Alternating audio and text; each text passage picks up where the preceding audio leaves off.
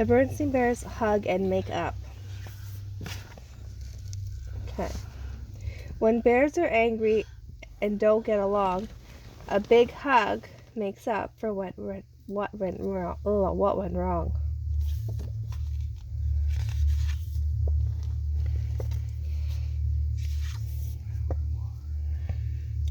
Nobody gets along nicely all the time. Not the birds in the trees, not the squirrels in their hidey holes, not the deer in the forest, not even members of the bear family who live in the treehouse down a sunny dirt road deep in bear country. Well, I can't read tonight. Is it too dark?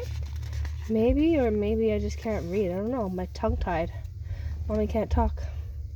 Mama bear, Papa bear, brother bear, sister bear, and honey bear got along nicely most of the time. They remembered to say please and thank you and excuse me most of the time, except for baby Honey, who was just learning to talk. They were considerate of each other's feelings most of the time, and brother and sister tried not to take too long on the phone.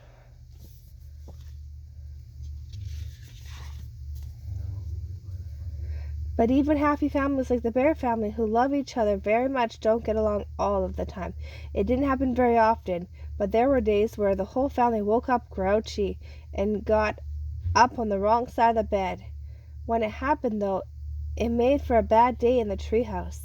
It could start with brother or sister talking too loud in the bathroom on a busy school morning. It could start with somebody leaving the cap off the toothpaste tube.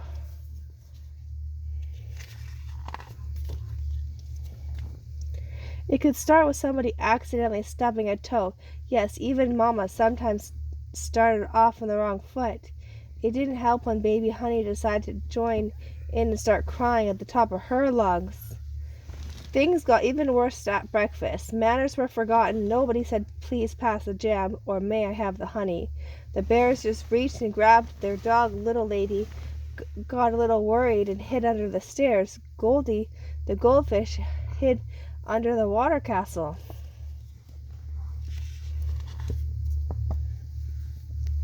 Brother finished first and shouted at sister, who was having a second helping of cereal.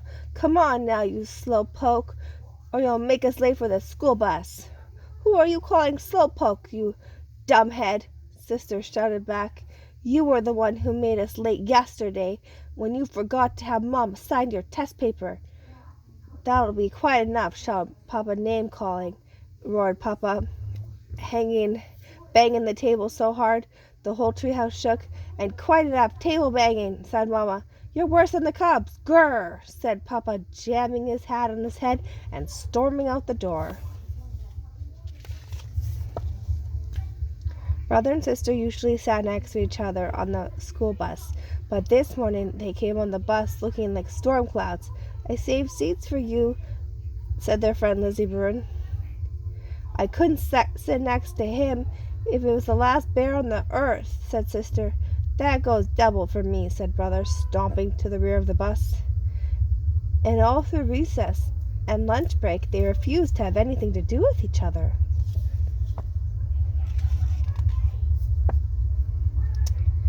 As soon as they got home from school, the shouting and arguing started all over again. They argued about where to have their after-school milk and cookies, on the kitchen table or at the front of the television. They argued about which video to watch, the Bear Stooges or the Bear Bee Show. They were soon rolling around on the floor fighting over the remote. Ugh. Mama Bear must be so disappointed. I've had quite enough of this fussing and feuding. There'll be no television today, said Mama.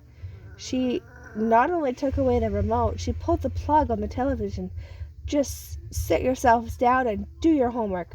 I don't want to hear another peep out of either of you. Brother and sister sat at the dining room table and tried to do their homework, but they were so busy looking daggers at each other they couldn't even concentrate.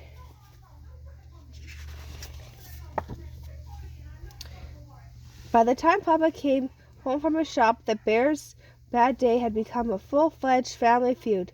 Little Lady was still hiding under the stairs, and Goldie was still hiding under her castle, Angry silence filled the air. Grim-faced brother was trying to reach the next level on his video games, but he kept falling short. Tight-lipped sister was coloring in a coloring book. She wasn't stating the lines very well. Angry Mama was trying to read a magazine, so Papa sat down glowing and pretended to read the newspaper. But it's hard for folks who love each other to stay angry all day, especially if they don't really have anything to be angry about. Sister was the first to break the silence. Mama, she said. Yes, said Mama. The magazine you're reading, said Sister, starting to giggle. You've got it upside down. Why, so I do, said Mama, with a small giggle of her own. That's funny. No wonder why Mama couldn't read it if it's upside down. Now it happens that giggling is contagious at the 24 hours, like a 24-hour virus. More quickly than it takes to tell, the whole bear family was laughing uproariously, except for baby Honey, who was, until that moment, was having a long, quiet nap.